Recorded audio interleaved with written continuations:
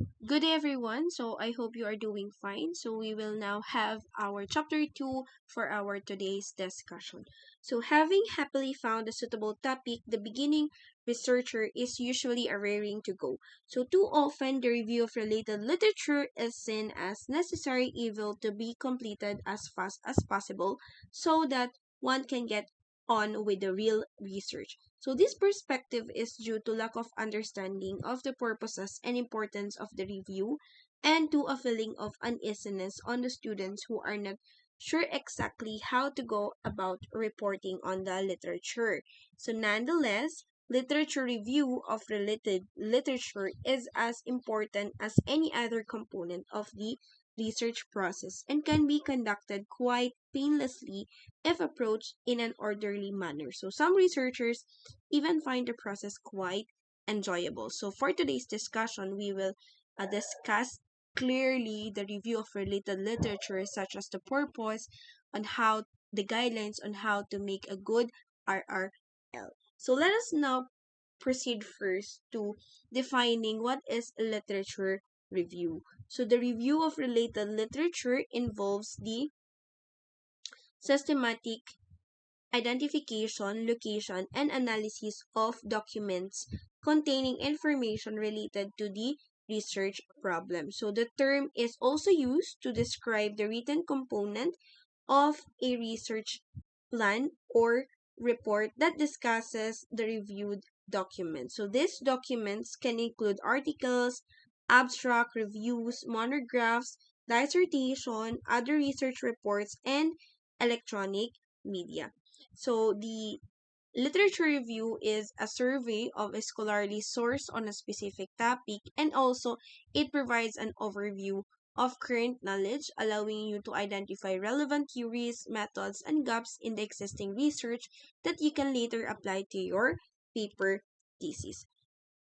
So the literature review has several important purposes that make it well worth the time and effort. So the major purpose of reviewing the literature is to determine what has already been done that relates to your topic. So this knowledge not only prevents you from unintentionally duplicating another person's research, it also gives you the understanding and insight you need to place your topic within a logical frame. Put simply, the review tells you what has been done and what needs to be done. So previous studies can provide the rationale for your research hypothesis, and indications of what to be done can help you justify the significance of your studies. So another important purpose of reviewing the literature is to discover research strategies and specific data collection approaches that have or have been productive in investigations of topics similar to yours. So this information will help you avoid other researchers' mistakes and profit from their experiences. It may suggest approaches and involve the comparative effects of a brand new experimental method versus the traditional method and the achievement of the topic of your research.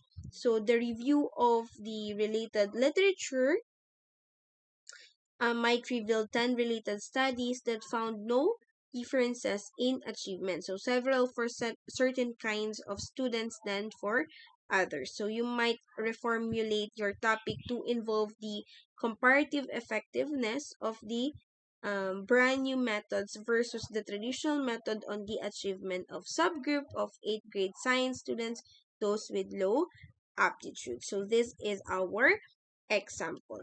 So, being familiar with previous research also facilitates interpretations of your study results. So, the results can be discussed in terms of whether and how they agree with previous findings.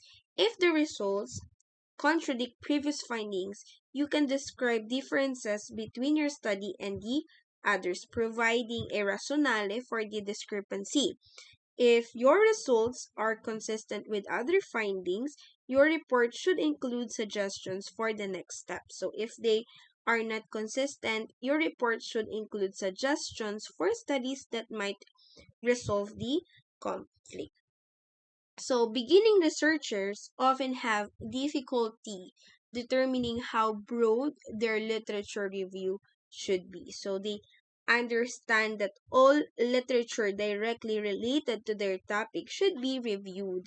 So, they just don't know when to wait. So, they have trouble determining with which articles are related enough to their topic to be included. Unfortunately, there is no formula that can be applied to solve the problem. So you must base your decision on your own judgment and the advice of your teachers or advisors.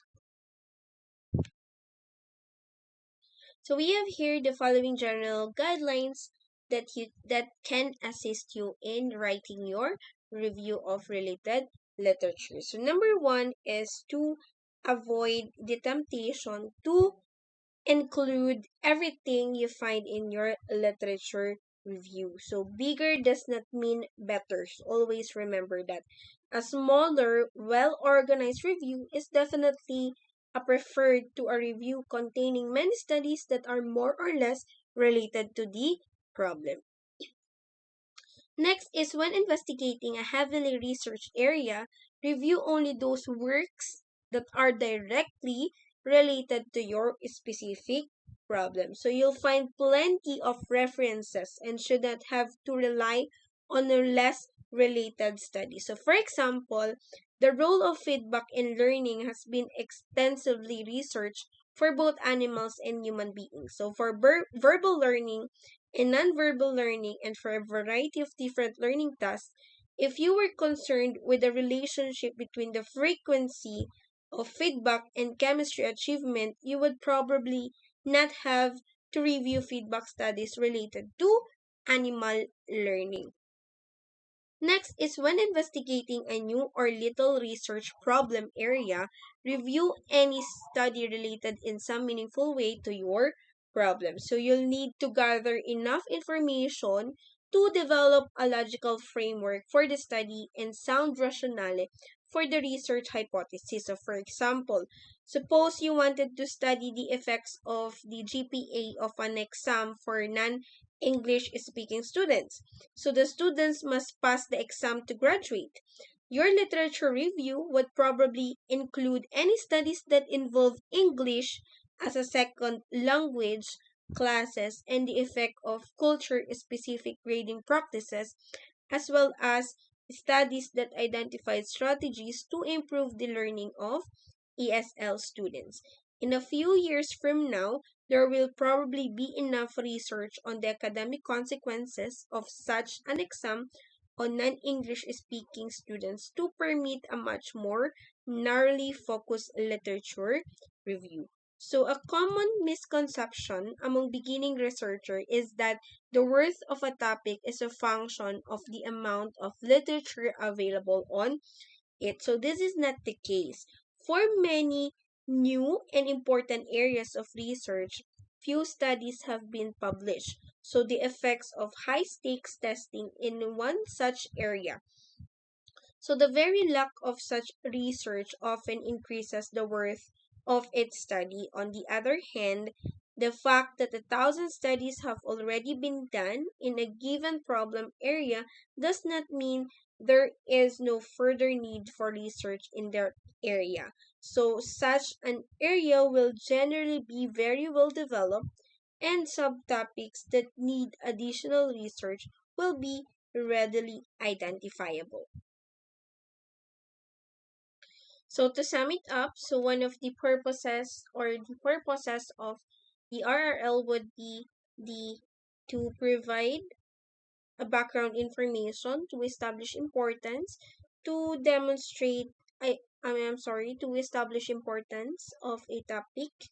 This would be to provide background information about a research topic, to demonstrate familiarity with the topic or the problem, and to carve out space for further research work and allow you to position yourself in a scholarly conversation. So, this would be the characteristics of an effective literature review. So, in addition to fulfilling the purposes outlined, an effective literature review provides a critical overview of the existing research by number one is outlining important research trends, assessing strengths and weaknesses, identifying potential gaps in knowledge, and establishing a need for current and or future research projects. So these are the 5 key steps to writing a literature review. So number one is we have the search for relevant literature. So for example, here, this is the title. So, what is the impact of social media on the body image among Generation Z? So, before you begin searching for literature, you need to clearly define your topic.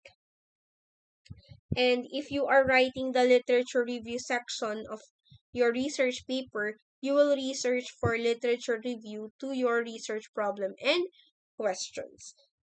And then literature review research question example would be our example here. So what is the impact of social media on the body image among Generation Z? So number one under the step one is you have to make a list of keywords. So start by creating a list of keywords related to your research question. Include each of the key concepts of variables you are interested in and list any synonyms and related terms. So you can add to this list as you discover new keywords in the process of your literature search. So for example is social media based on our example title here. We have the Facebook, the Instagram, we have the body image because we are talking about the body image, Generation Z or the teenagers or even the adolescents or the youth. Next is you have to search for relevant sources. So use your keywords to begin searching for sources. So these are some useful databases to search for journals and articles. So this includes your school's library catalog, your Google Scholar, articles, journals. So make sure to read the abstract of those articles to find out whether an article is relevant to your question. So when you find a useful book or article, you can check the bibliography to find another relevant sources. So that would be the step 1. Next, let's proceed to the step 2. This is to evaluate and select sources.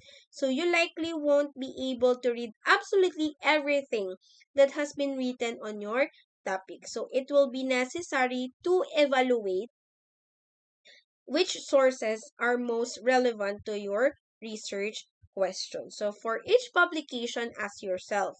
So number 1 is what question or problem is the author addressing? Or what are the key concepts and how are they defined? What are the key theories, models, and methods? Does the research use established framework or take an innovative approach? What are the results and conclusions of the study and how does the publication relate to other literature in the field?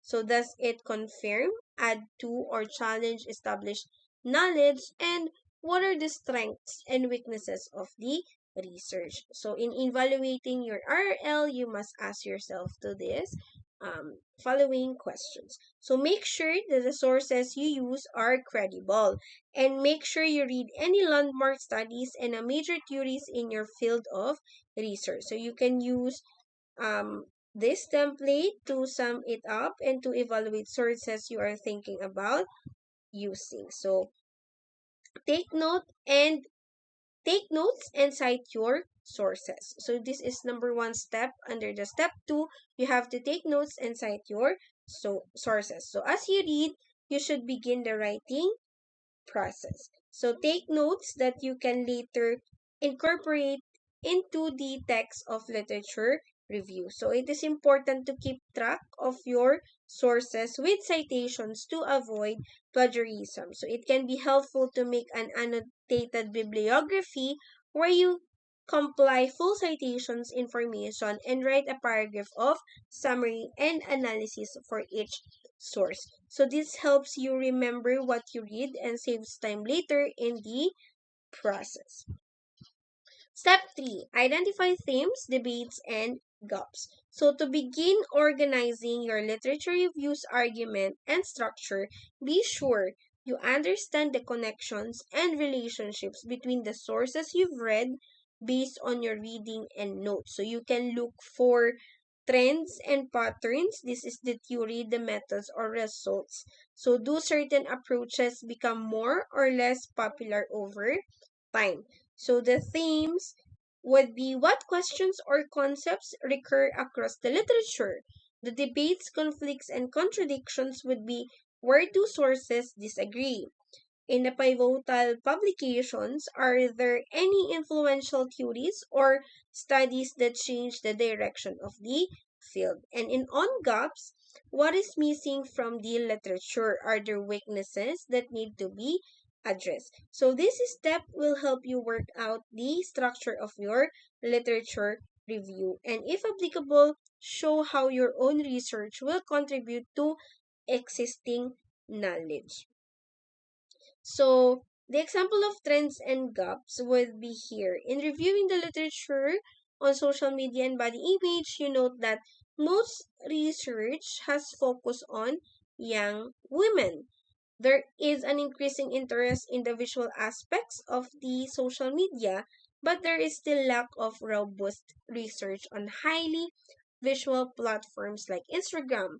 This is a gap that you could address in your own research. So that would be the step 3, identifying themes, debates, and gaps. In step 4, outline your literature reviews structure. So there are various approaches to organizing the body of literature review. Depending on the length of your literature review, you can combine several of these strategies. So for example, your overall structure might be thematic, but each theme is discussed chronologically. So in a chronological, the simplest approach is to trace the development of the topic over time. So, however, if you choose this strategy, be careful to avoid simply listing and summarizing sources in order. Try to analyze patterns, turning points, and key debates that have shaped the direction of the field. Give your interpretation of how and why certain developments occurred. In thematic, if you have found some recurring central themes, you can organize your literature review into subsections that address different aspects of the topic. So, for example, if you are reviewing literature about inequalities in migrant health outcomes, so the key themes here is the healthcare policy, the language barriers, the cultural attitudes, legal status, and economic access. Next is we have also here the methodological. So if you draw your sources from different disciplines or fields that use a variety of research methods, you might want to compare the results and conclusions that emerge from different approaches. So, for example, look at what results have emerged in a qualitative versus quantitative research, discuss how the topic has been approached by empirical versus theoretical scholarship, and divide the literature into sociological, historical, and cultural sources. The last but not the least is we have the theoretical.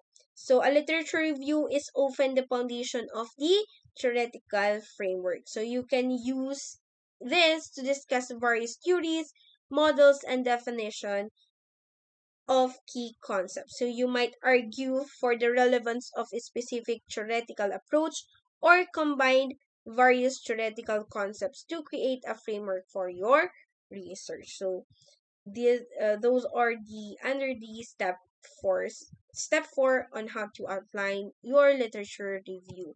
Step 5, write your literature review. So finally, this is the process wherein you will write or you will create and construct your RRL.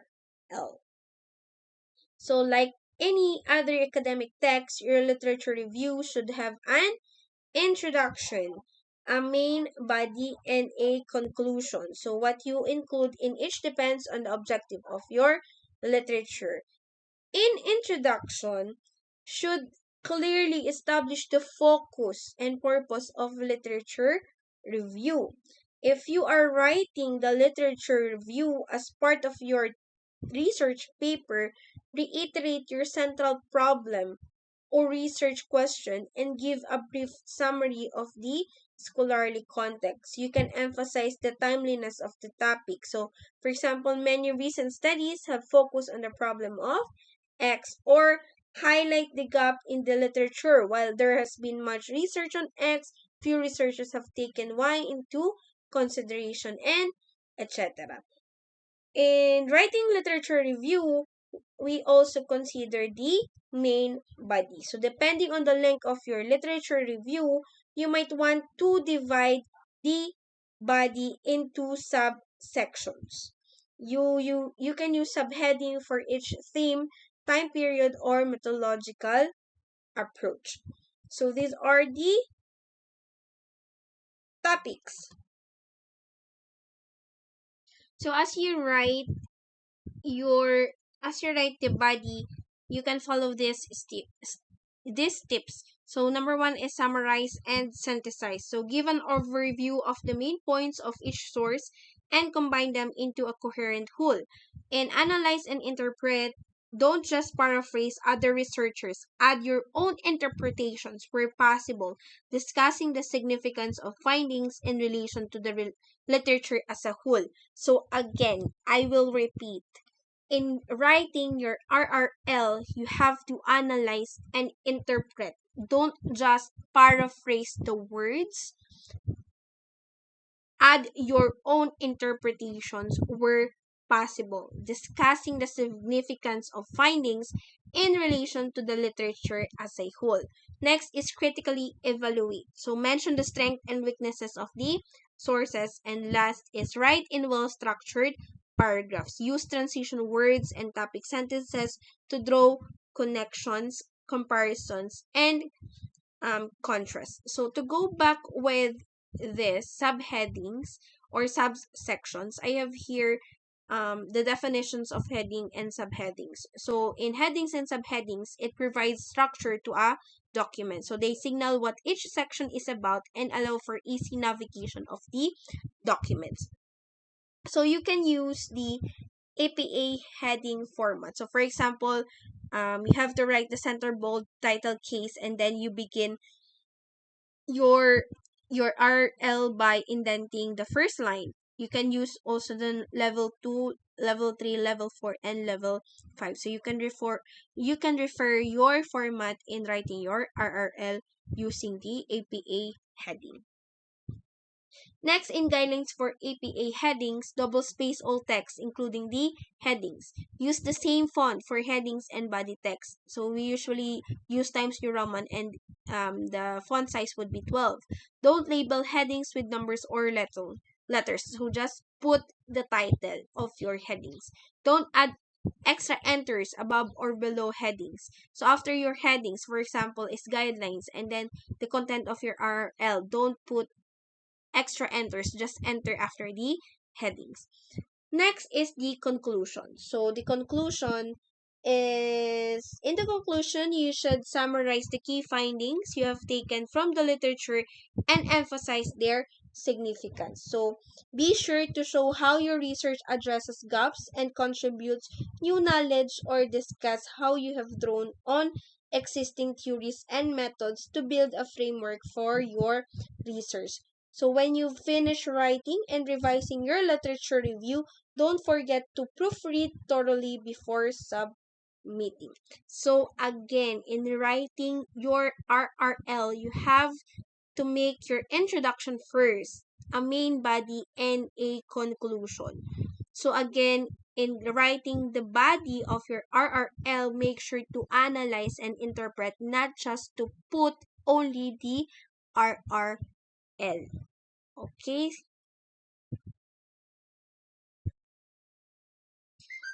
Okay, so for better understanding, I have here also a summarize on how to, what are the steps for writing a literature review. So we have the planning, reading and research, analyzing, drafting, and revising. So let us now proceed to planning. So the question here is, what type of literature review am I writing?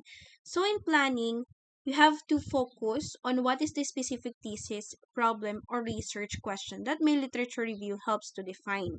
So again, in planning, you have to focus on the specific problem of your research, identifying a focus that allows you to sort and categorize information and eliminate irrelevant information. So in planning on how to write your RRL, you have to focus, again, focus on your problem and focus on the main topic of your research in order for you to sort and categorize the information and to eliminate the unnecessary information. Next is the type. So what type of literature review am I conducting? So for example, the theory, is it a methodology, a policy, a quantitative or qualitative, and etc. And in planning also, you have to consider the scope. So what is the scope of my literature review? What types of sources am I using? And academic discipline also, what fields am I working in? So in your case, your field would be the education. So you are focusing your research um to the students or the teachers or whatever person or whatever problem inside the school. Next, after the planning is the reflection. So take a moment to answer each of the questions in the planning section of your packet about a literature review you are currently working on or plan to work on. So for example, is how many of the questions could you answer and what questions did this short exercise raise for you? So take time to reflect based on the questions in the planning section. So you will be able to categorize or you can sort out what topic or key terms or key themes you are looking for. Next is reading and researching. So what materials am I going to use? In reading and researching, you have to collect and read material and summarize sources. So this is the main responsibility or the main work or job of writing the RRL. You have to collect and read the material. In summarizing the sources, these are the questions you have to consider. Who is the author? What is the author's main purpose? And what is the author's theoretical perspective, research methodology?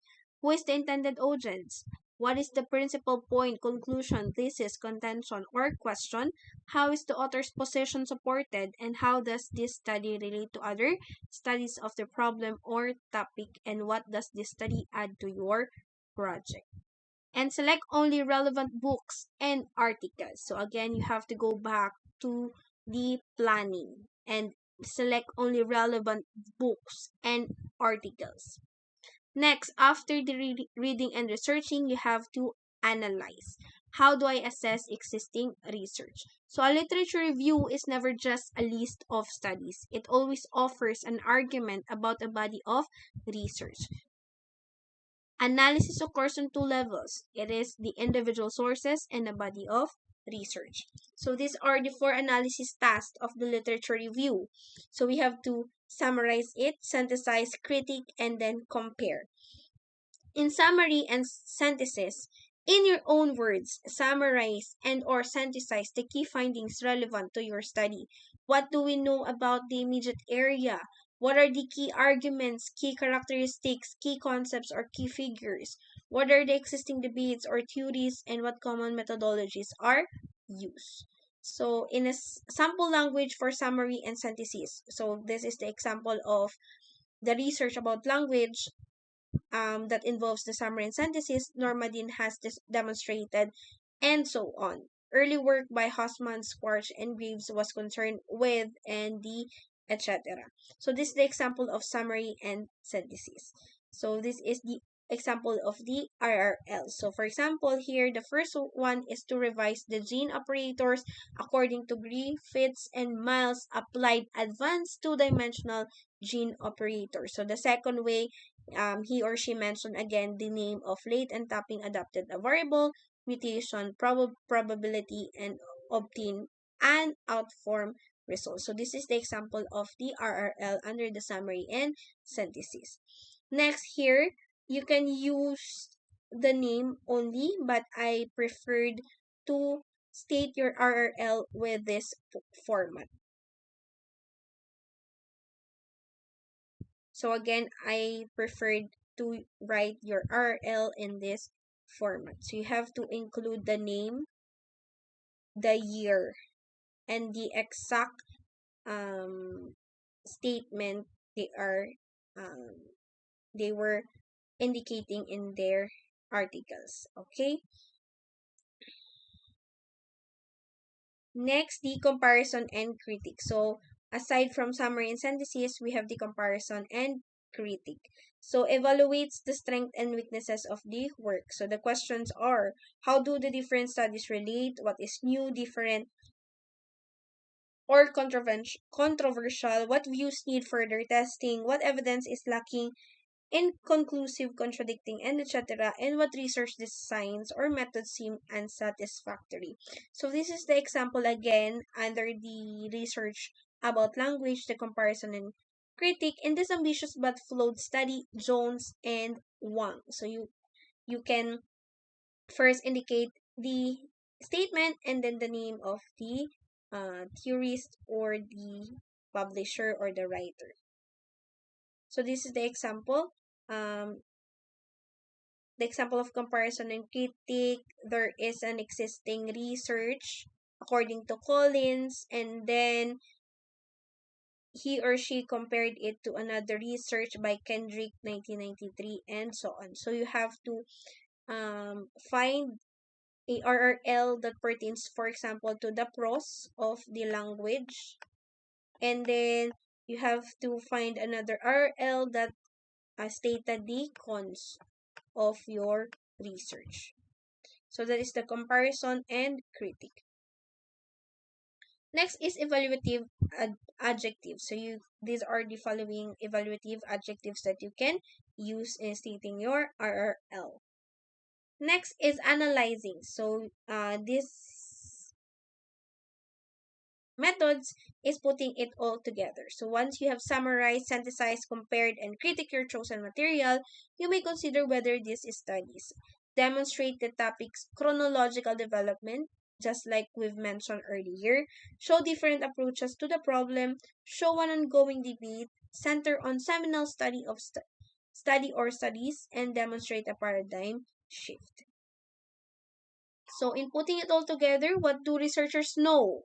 So you have to identify first the know about this field and not know, and then why should we further study this topic and what will my study contribute. So for example, is that is just a question or example. Next is drafting. So what I am going to write. So this is the step 5. To help you approach your draft in a manageable fashion, this section addresses the following topics: the exigency, that is a statement, organization, introduction and conclusion, and the citations. In the thesis statements, offers an argument about the literature. It may do any of or a combination of the following: offer an argument and critical assessment of the literature. So for example, you have to discuss the topic plus your claim. Provide an overview of current scholarly conversations. So you may include also the overview of the current situation or the current problem or the current conversation or the news in your RL. Point out gaps or weaknesses in the literature. Again, you can compare the pros and cons of the topic and then relate the literature to the larger aim of the study. So you have to broaden up your RL. This is the example of the thesis statements. So as you can see here, it includes here the statement and the researchers or the theories Desprez 1991 and Somerville 1997.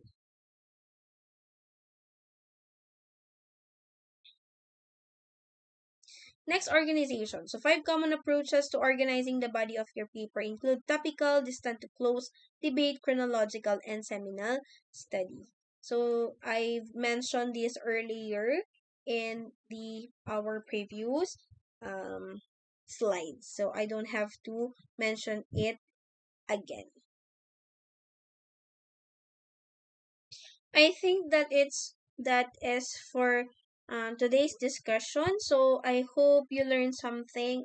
Again, if you have any questions regarding on how to write the RRL, just approach me or you can chat it in our official group chat. So I think and I am very sure that you are ready to write your RRL. So you better start writing your RRL, and the submission would be on July 28, 2023, and this is my requirement. So this the RRL would be um included a minimum of 50 RRL. So 25 RRL for foreign literature and 25 RRL for local literature.